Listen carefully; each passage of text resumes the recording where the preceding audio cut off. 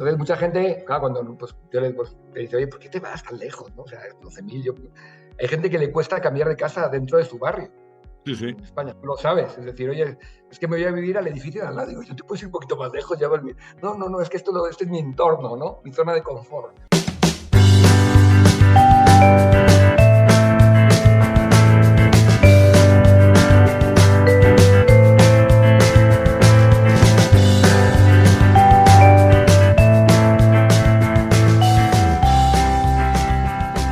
¿Quieres más control? ¿Quieres ahorrar tiempo y dinero? Somos Abril Soft, La solución más avanzada para el control de recursos humanos y nómina en hotelería. Tiene acceso a la información más importante en tiempo real. Únete a los cientos de Y corporativos colaboradores exitosos que ya confían en nosotros.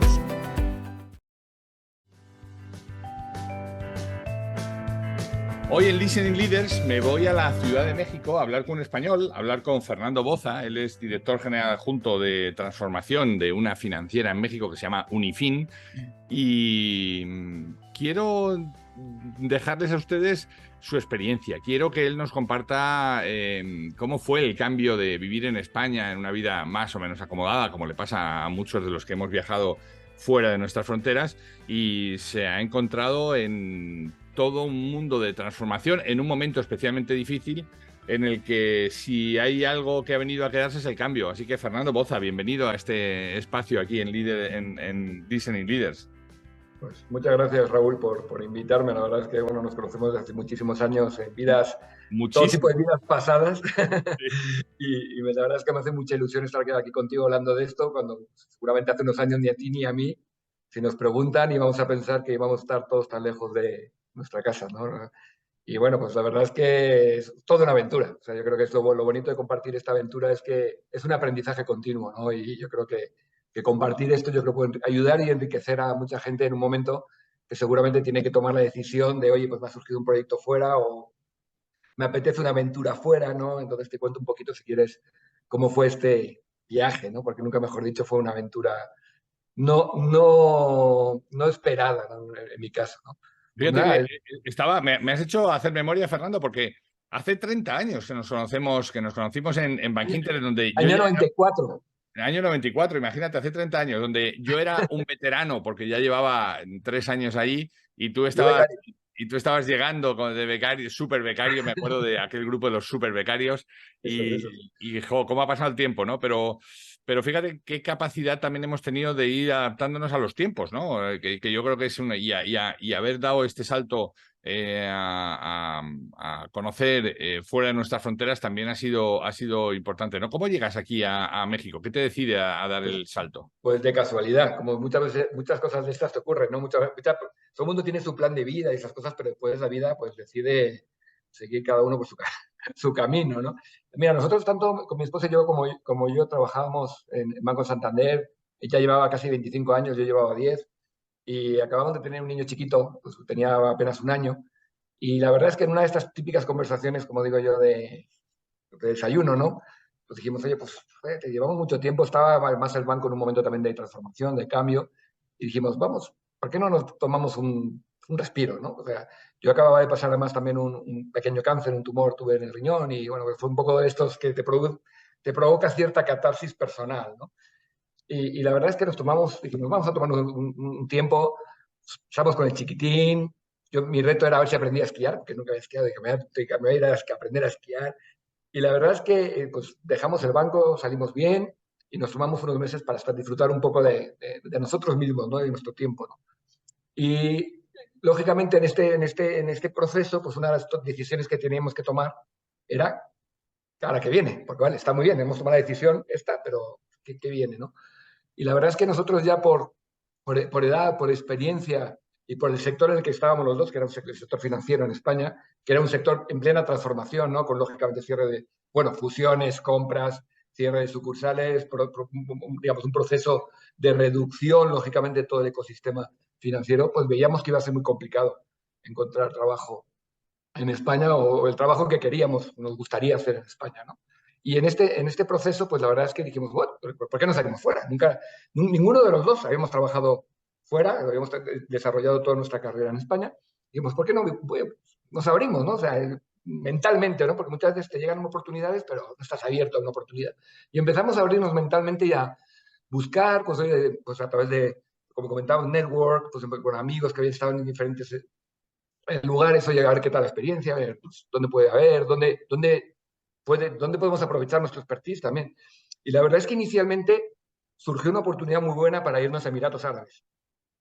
Y ya, pues, yo tuve una serie de entrevistas, salió muy bien y la verdad es que me salió un proyecto en Abu Dhabi muy interesante en un banco local, también para procesos de transformación. Y ya estábamos listos, o sea, ya tenemos el avión. Y agarró la crisis del petróleo del 2010 y 2015 y se pararon muchísimos de estos proyectos. Bueno, un poco otra vez volvemos al tema de la incertidumbre, es decir, ya teníamos casa, colegio, ya listo casi todos para irnos para allá. Y se paró casi todo, se paró todo. En el banco que yo iba a ir cambiaron al board, cambiaron al presidente, cambiaron al director general y obviamente pues ya hubo un pequeño desmadre y dije, no me voy a ir hasta allí sin saber a ver qué me espera, ¿no? Y en el interim, pues en este proceso de decir nos vamos o no nos vamos, surgió la oportunidad de venir a México. La verdad es que fue una oportunidad pues que bueno, tampoco esperada, que yo no había estado nunca en México. O sea, tuvimos que hacer un viaje de una semana para ver cómo es la ciudad, porque oye, no sabía, más o menos la ubicaba, pero claro, cuando, por ejemplo, escuchas hablar de México, ¿no? Pues habitualmente el marketing externo de México no es muy bueno. ¿No? Parece que según llegas, pues te van a asaltar, yo qué sé, te van a asaltar, vas a tener que ir con las pistolas, te van a robar el reloj nada más llegar, o te va a morder una serpiente por la calle, no teníamos ni idea, ¿no? Y hicimos un viaje de prospección, oye, para ver cómo es la ciudad. Oye, vimos que, oye, pues una ciudad normal y corriente, muy cosmopolita, muy grande, pero que, pues lógicamente nos podía ofrecer muchas cosas en lo profesional y en lo personal. Y nosotros teníamos claro, a diferencia a lo mejor de otras personas que buscan este movimiento, que en primer lugar, obviamente no íbamos despatriados, porque vamos, como digo yo, de emigrante, que te voy a contar, y además con una idea muy clara que los dos queríamos trabajar. Es decir, no es que yo voy a trabajar y no, o sea, nuestro proyecto era un proyecto de familia y en el que los dos teníamos que seguir desarrollando nuestra carrera profesional en un entorno completamente diferente con todo lo que se supone. Y surgió la oportunidad de venirnos a México exactamente este mes, hace 7 años, Wow. de esta aventura. 7 años que han pasado, como se dice aquí, de volada, es decir, súper rápido. Y así llegamos, un poquito, pues, ya digo, sin tenerlo planificado ni del país, ni surgió la oportunidad, pues hoy dijimos, ¿por qué no? Nos gustó la idea, vinimos aquí a México, como digo, hace 7 años y empezamos un poquito la aventura en un sector que conocíamos, que era el sector financiero mexicano. Uh-huh. ¿Qué cosas tienen que estás trabajando en proceso de transformación? Uh-huh. La población mexicana no está muy bancarizada, a diferencia de la española, donde prácticamente la bancarización alcanza el 100%. En México no lo es.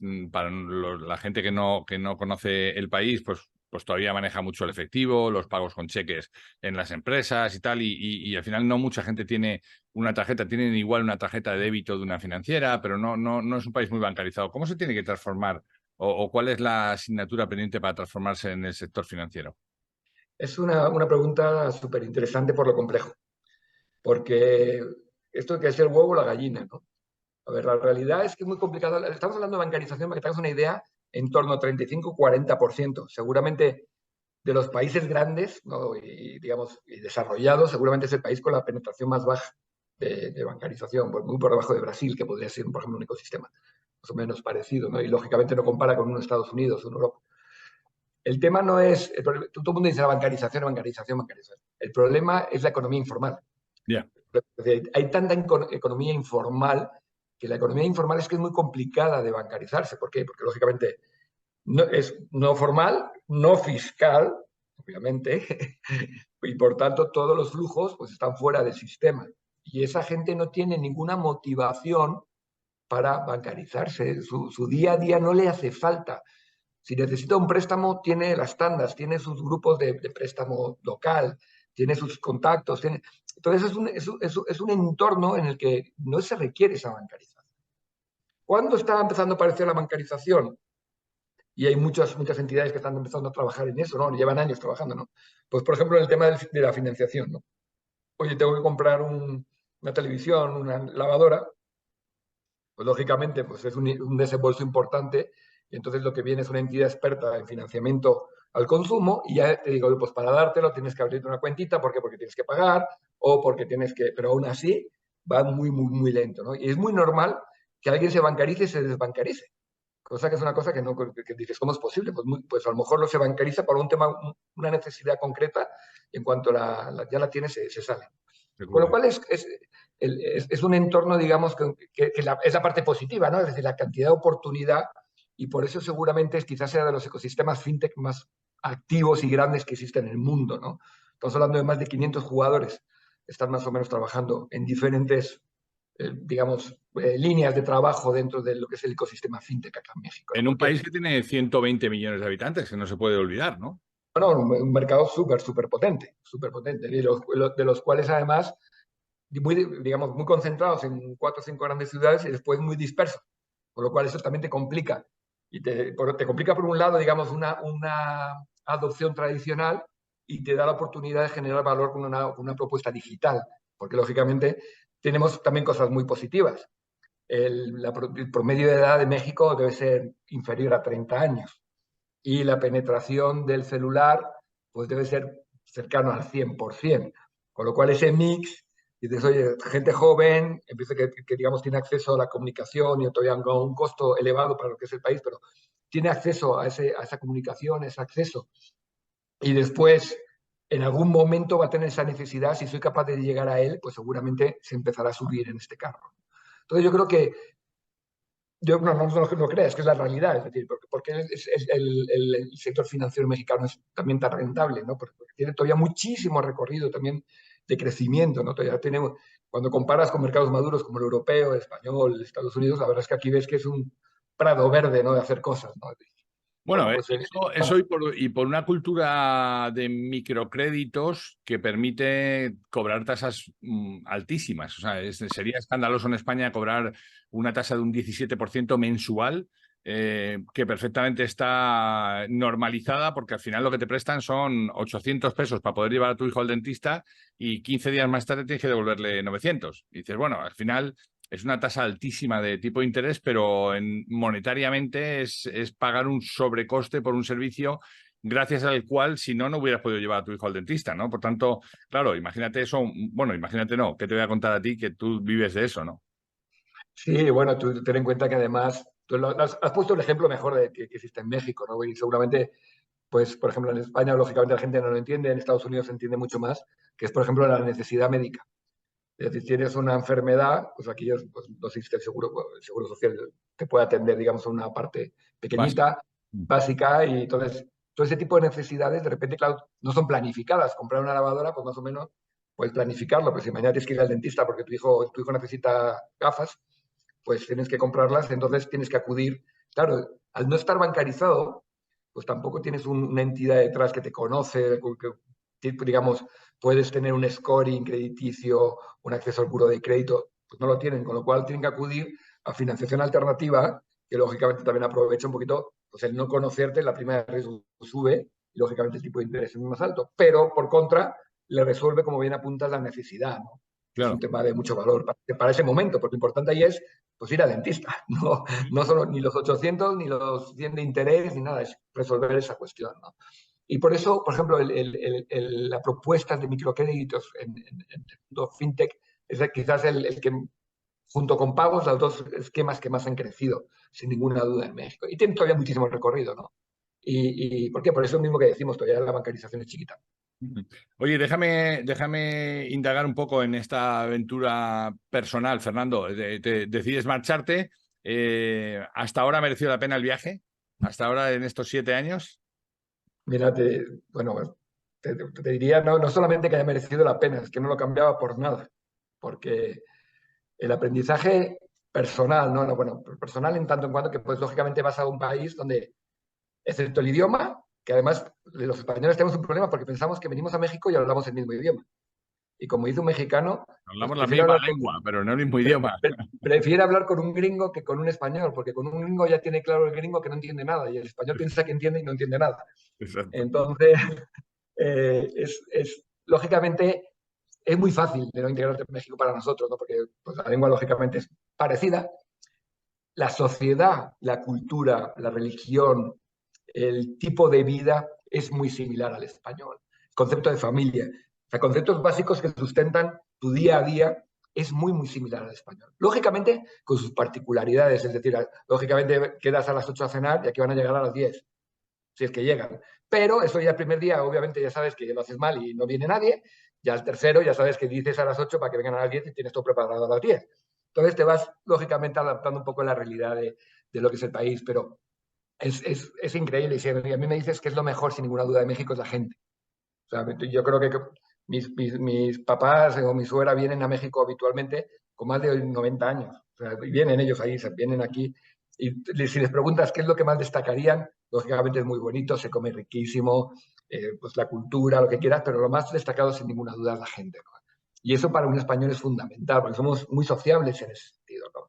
Y el poder compartir ese tiempo. Yo trabajo con mexicanos, bueno, yo creo que somos el 99,9 son mexicanos, hay un par de españoles por aquí despistados, y entonces tu día a día es con mexicanos, ¿no? Y te das cuenta, pues, toda la riqueza que tiene esa sociedad, esa cultura. Yo, desde luego, para mí es la experiencia de mi vida, ¿no? Y yo no, como digo, yo soy inmigrante, con lo cual ese es un concepto muy importante, porque yo creo que cuando te vas con esta filosofía de vida de, oye, tengo que, o sea, esto no voy a decir que queme las naves, ¿no? Pero esto tiene que salir bien. O sea, esto a la familia, o sea, todos nosotros nos tenemos que sentir integrados, queridos.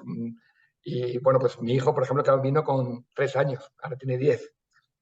Pues él pues en su mente es mexicano. O sea, él lógicamente sabe que es español y va, y no hay cosa que más le guste que ir con los abuelos a Madrid y tal, pero él, pues su corazoncito tiene muy... Y me pide que se compre la playera de la selección de México, tiene la de España, porque tampoco vamos a pasarnos, pero a él le sale mucho de eso, ¿no? Entonces eso es una riqueza brutal. Sin duda, pero yo creo que has apuntado y seguro que lo haces de forma consciente los dos conceptos, el emigrante y el expatriado.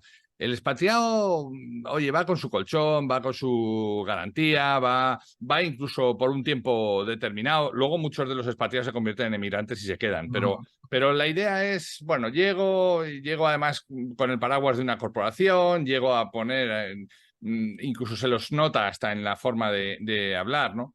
Y a medida que vas haciendo esa transición, pues se va normalizando mucho, ¿no? Pero el tema del emigrante es verdad, es completamente distinto. La gente que hemos salido y nos hemos buscado las habichuelas desde cero, from scratch, que dicen aquí en Estados Unidos, wow, es muy distinto, ¿no? Y además sabes y eres consciente que te tienes que adaptar a las costumbres, que ellos estaban allí antes de que tú llegaras y por tanto no puedes estar volviendo a ser un Hernán Cortés del siglo XXI porque no te lo perdonan. Y a la primera de cambio que te ven te dicen, oiga, los espejitos ya nos los cambiaron hace muchos años, a mí no me venga a contar el rollo, ¿no? Con lo cual yo creo que esa capacidad de adaptarte. Quería preguntarte un poco por eso, ¿no? De toda la gente que, seguro que a ti no te faltan gente como a mí, que te dicen, uy, si yo tuviera la oportunidad, yo mañana mismo cogía un avión y me marchaba.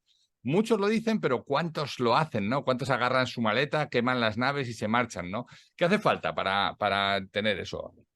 Pues yo creo que, a ver, el español tradicionalmente, yo voy a decir históricamente, ¿no? Históricamente ha sido un emigrante, digamos.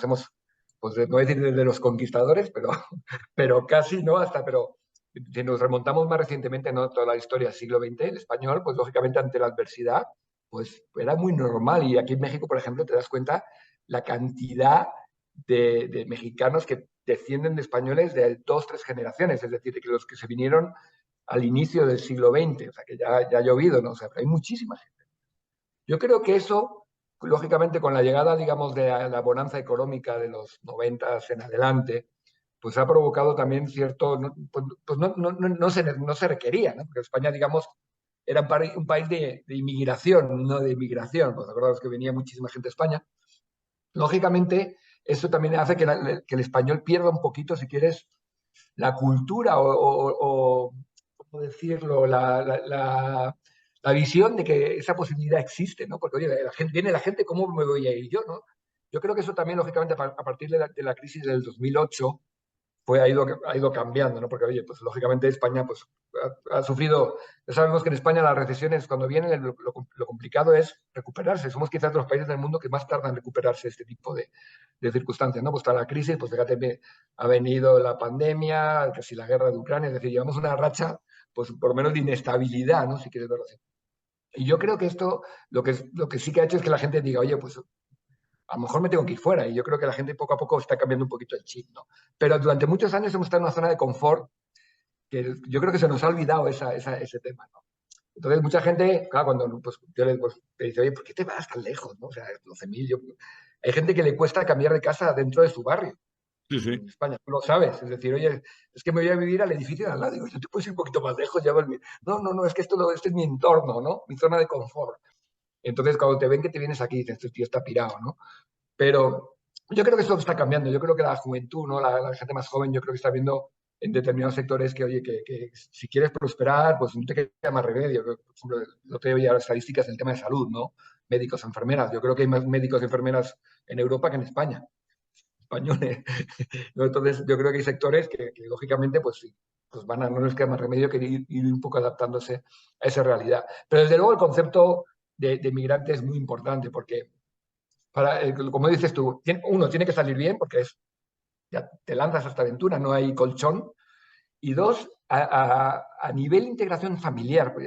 La clave para mí del éxito de que esto funcione, y lo he hablado con todo tipo de personas, pero principalmente, lógicamente, nuestro entorno es muy español, ¿no? En ese sentido, el éxito de que esto funcione es que la familia tenga claro esto.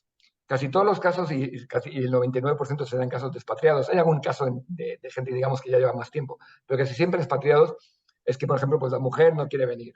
O desde que llega está contando los días para regresar dentro de España dentro de 3 años. Cuando vives así, es muy difícil integrarte, es muy difícil disfrutar de la experiencia. Cuando vienes con, oye, pues mi vida está aquí. Con lo cual, pues tengo que hacer porque que cada día que pase tengo que disfrutarlo al 100. Porque si, es que no tengo otra vida, no tengo otra posibilidad. Entonces yo creo para mí eso sí que es diferencial. La actitud, y antes has comentado un tema que yo siempre comento en algunas pláticas de este tema con temas pues muy similar a este, es el tema de la humildad. O sea, venir de conquistador. Y yo, por ejemplo, yo asesoro a muchas empresas españolas que quieren aterrizar en México, que me conocen de España, me dan una llamada, oye, Fernando, echarnos una mano, a ver cómo lo hacemos esto. Digo, tú tienes que venir en cuenta que aquí eres el nuevo, que ya no eres el conquistador y tienes que tener muchísima humildad en todo. A la hora de comunicar, a la hora de vender, a la hora de ofrecer un servicio, todo tienes que ser consciente de que tú eres aquí, pues el nuevo en este. Y cuando no hay humildad, en el 99% de los casos se fracasa, siempre. Y es humildad también ser consciente de que tú eres el nuevo en tu vida personal y en tu país, en este país, y es fundamental.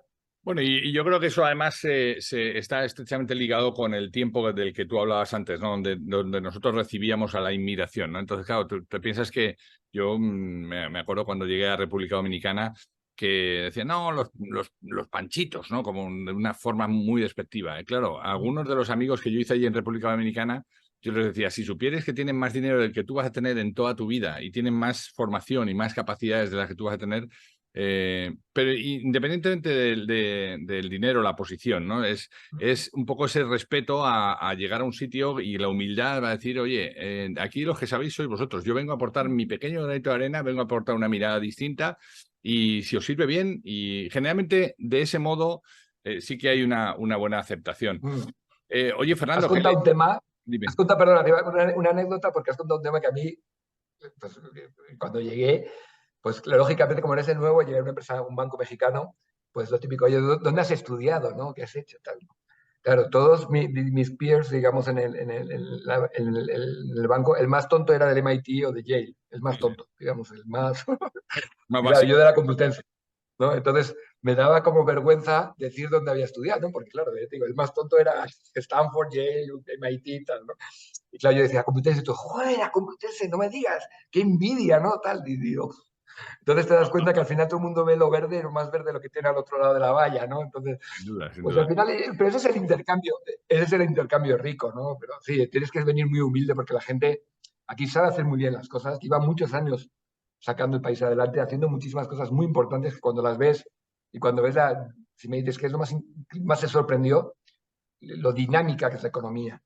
O sea, Europa es lento, es rancio en ese sentido, ¿no? Aquí ves que todo ocurre, ¿no? Nadie se plantea, no hay miedos, no hay aquí aquí no hay desempleo, es decir, yo creo que la tasa de desempleo debe ser de las más bajas del mundo, porque pues alguien se busca la vida, monta algo, bueno, tú ya has estado, pues montas un chiringuito de taquitos en no sé dónde, te abres el coche y vendes sándwiches. La capacidad de emprender, por ejemplo, en España se ha perdido, que cuesta muchísimo que haya... Aquí todo el mundo emprende porque sabe que seguramente ir a la economía formal es más complicado y tiene que buscarse la vida, ¿no? No, la prueba Entonces, tienes en la pandemia. Antes hablabas tú, hacías referencia a la pandemia en Cancún, ciudad que sabes que conozco muy bien. Cuando llegó la pandemia, yo ya estaba aquí en Estados Unidos, pero cuando llegó la pandemia allí, la gente se puso a cocinar en sus casas y a llevarlo. Y oye, ante la vida se da la vuelta, pero puedo hacer dos cosas. Una, lamentarme por las esquinas y otra, poner de mi parte. ¿Cómo? ¿Cocinando? Pues cocinando. Y me pongo a repartirlo por las casas. Y salgo adelante, ¿sabes? O sea que en ese sentido, yo creo que estos países están más cercanos a, quizá también por la proximidad geográfica, a la cultura gringa que a la cultura latina en ese sentido, ¿no? sin duda, a mí desde luego me ha sorprendido mucho, muy positivamente, la cultura del emprendimiento a todos los niveles, ¿eh? O sea, aquí muy normal, yo hablo con chicos de la universidad que te das alguna charla, comentas temas, vas a hablar de temas de transformación digital, cosas de este tipo, y un porcentaje muy grande del aula, y tú seguro que aquí quiere emprender, pero muy, muy grande. Es decir, si ese mismo porcentaje lo hiciéramos en España, seguramente sería, pues, yo que sé, en un caso el 5 y en el otro el 80, pero en esa proporción. Sí, sí. Es, es brutal. ¿Sabes que hay un vídeo famoso de Antonio Banderas en El Hormiguero contando esto mismo de Estados Unidos, ¿no? De la voluntad de emprendimiento en los Estados Unidos y en España, que lo que queremos es ser funcionarios, ¿no? Sí, pues aquí te choca, ¿no? Porque claro, vienes un poquito con... Y aquí todo el mundo, además te habla, oye, ¿por qué no montamos algo? Pues déjame tranquilo, ya. Y se me ha ocurrido, ¿no? Y digo, oye, que mi cabeza da para lo que da y no estoy para todos estos temas, ¿no? Pero es yo creo que es muy enriquecedor y yo creo a la gente joven sobre todo, porque claro, yo ya me vine aquí con 40 y, ¿cuántos ya? 44, 45 años. 45 años. Ya, pues digamos, seguramente lo que vienes es aportar conocimiento, experiencia, pues el haberte equivocado muchas veces, que es es lo que les puede aportar mucho a las compañías de aquí. Oye, ese cabrón ya se ha equivocado no sé cuántas veces, pues oye, a lo mejor me lo evito, me lo evito y puedo hacerlo más rápido o a menor costo. Pero yo invitaría sobre todo a la gente joven. Es decir, yo todos los chavales que me he traído, pues estaba en un banco español también aquí, Banco Sabadell, y pues había muchos chicos pues, que estaban haciendo un poco, si quieres, casi su primer trabajo aquí desde España. La verdad es que todos cuando hablabas con ellos se le ponían los ojos así, ¿no? O sea, porque es todo tan, es como para la gente joven, ¿no? Hacer cosas y pues el país es muy rico, pues eso, en todo tipo de ecosistemas. Aquí tienes desierto, montaña, mar, volcán, selva. O sea, ¿qué te apetece? Cultura, ¿no? Sí, o sea, tú ya lo conoces, que pues, en función de lo que te apetezca ese día, puedes elegirlo, ¿no? Entonces, la gente que se quite un poquito el miedo, ¿no? Porque además, oye, te puedes equivocar, sin ninguna duda. A mí me ha salido bien, nos ha salido genial. ¿Te puede haber salido mal? Perfectamente. Pues tienes manos y piernas para Claro. volver a intentarlo en otro lado, regresar. Oye, pues me voy de México a Colombia, porque es verdad que cuando todo el mundo te dice, oye, ¿te regresarías a España? Digo, pues yo no sé si a España, a lo mejor me voy a otro lado. Porque ya una vez que ¿qué te voy a contar a ti? Que has dado más saltos que un canguro, ¿no? Pero una vez que cruzas el charco y te quitas ese miedo, has salido fuera, ya te da lo mismo, ya pues vas al reto, a la aventura, a lo que donde te apetezca hacer algo diferente, ¿no? Entonces Y yo creo que una vez que es eso, tienes que quitarte ese primer pánico, ¿no? ahí hay dos cosas. Una, que las decisiones no son para siempre, que es algo que hemos heredado en nuestras generaciones anteriores, que se compraban un mueble para el salón y ese mueble para el salón estaba ahí toda la vida, ¿no? O sea, hoy las decisiones no son para siempre. Y segundo, efectivamente no es que salgas de tu zona de confort, es que la amplías. O sea, tu zona de confort ya no es solamente Madrid y alrededores, sino Madrid y alrededores, Ciudad de México y alrededores con todo lo que eso supone. Y mañana cuando vayas a otro lugar ya tendrás 3 zonas de confort en lugar de 2 y eso se lo estamos transmitiendo también a nuestros hijos, ¿no? O sea que eso es... Sin duda, mira, te voy a poner el ejemplo de mi mujer, que es paradigmático, porque mi mujer, como te digo, llevaba 25 años en un banco y jamás hubiera pensado cambiar de trabajo. Después de 25 años, eres como, pues eso, digamos, ya casi estás esperando que te jubiles ahí, ¿no? Y en los 7 años que llevamos en México, he cambiado 5 veces de trabajo, ¿no? Porque ya que una vez que has dado el salto, pues oye, pues lo que te apetece es aprender, agarrar nuevos retos y todo. Ya te has quitado ese digamos, escudo mental que tenías ahí, ¿no? Y al final lo que dices tú, ¿no? Al final pues vas ampliando y claro, pues según vas teniendo más conocimiento y tocas más palos, pues tu zona se va ampliando, ¿no? Porque ya pues dices, oye, pues esto pues no pasa nada si me meto en esto, ¿no? Y esto, pues, oye, pues yo nunca he hecho esto, pero ahora lo hago y no se me da tan mal, ¿no? Yo soy más aburrido, siempre hago lo mismo. La verdad es que en ese sentido me gustaría salir de mi zona, pero no me dejan. Hoy me he acordado de algo. Cuando yo salí del banco, donde trabajé por 20 años, no hubo gente que me faltó que dijo, joder, a 5 años del reloj ya, ¿no? Porque a los 25 años te dan el reloj. Y hoy mi madre, en una llamada que he tenido con España, me decía, a tu hermano le han dado ya el reloj por llevar 21 años en la empresa y tal. Entonces, un reloj de oro. Y entonces dices, wow, ¿no? O sea, sí, está muy bien, tienes reloj de oro, pero ¿cuánto te estás dejando, no? Y has tocado un tema que yo creo que tú puedes, pues, que te voy a contar, lo vives en primera persona y yo, sobre todo, si me dices, ¿qué te llevas también de ganancia? Lo que le estoy dando a mi hijo, ¿no? Es decir, mi hijo es diferente, o sea, lógicamente tiene un scope completo, o sea, pues, lógicamente también va a un colegio con muchos extranjeros, cada uno de su padre, de su madre, como digo, yo es el único cristiano que está por ahí, pero además, claro, él está acostumbrado a, pues, oye, pues nací aquí, vivo aquí, oye, pues me voy para acá, tengo compañeros que cada uno es de su padre y de su madre, y yo creo que eso al final es una riqueza mental, independientemente de lo que quiera hacer, lo que quiera estudiar, ve las cosas de una forma completamente diferente a como las veíamos nosotros. Yo tuve la suerte que mi padre es marino, y, por ejemplo, de chiquito, pues me tocó estuve unos años viviendo en Francia, con 4 años en París. Yo no hablaba, obviamente, ni una palabra de francés, pero regresé pues hablando solo francés, ¿no? Pues era tan pequeño, no sabía hablar mucho español. Pero eso ya me aportó para siempre, es decir, oye, pues puedo aprender un idioma, puedo y no pasa nada. Sí. Y yo creo que eso por eso cuando tuvimos la conversación esa que te digo de desayuno, a ver qué hacíamos, ¿no? Pues también mi hijo tenía 2 años, o 1 año y poco, y dijimos, pues para él va a ser súper rico, ¿sabes? Sí. ¿Y por qué le voy a privar? ¿Por qué le voy a privar? Por un miedo mío le voy a privar a lo mejor de esa aventura. Pues. Sí. Mira, el lunes aquí tuvimos una cena en casa con unos amigos de mis hijos. La novia de mi hijo mayor se marchaba a Madagascar, a África, para hacer allí un trabajo de fin de carrera y tal y cual. Y estábamos 11 personas sentadas en la mesa, de los cuales la única que era crecida y nacida aquí en los Estados Unidos era la novia de mi segundo hijo, pero el resto éramos de fuera, gente de Mozambique, gente de Honduras, gente de Puerto Rico, gente de... Y claro, dices, wow, qué open mind te genera que en una misma conversación haya 10 puntos de vista distintos, completamente diferentes, con culturas, con vivencias, con bagajes, con aventuras. Esta gente se la ha jugado igual que yo al salir de su casa y está peleando cada día, ¿sabes? O sea que... Qué interesante, ¿no? Esta apertura mental y de ahí que me encante traerlo aquí al podcast. Fernando, te agradezco mucho Perdona, una palabra importantísima para acabar, si quieres, el respeto. Aprendes a respetar. Para mí es una palabra muy importante en estos temas, porque muchas veces estás pues si no tienes esa amplitud de miras, pues parece que tú siempre eres y ahí te das cuenta que cada uno, pues lo que dices, tú tienes su vivencia, su aprendizaje, y al final tienes que respetar, porque no estás en posición ni de la verdad, ni seguramente estás muy lejos de tener esa posesión. Dicen que no hay mejor cura para los nacionalismos extremos que viajar, y esto yo doy fe absoluto de ello, ¿no? Se te acaba la tontería del pueblito pequeño y de repente... Lo que pasa que el problema es que ahora viajamos como turistas y no viajamos como viajeros.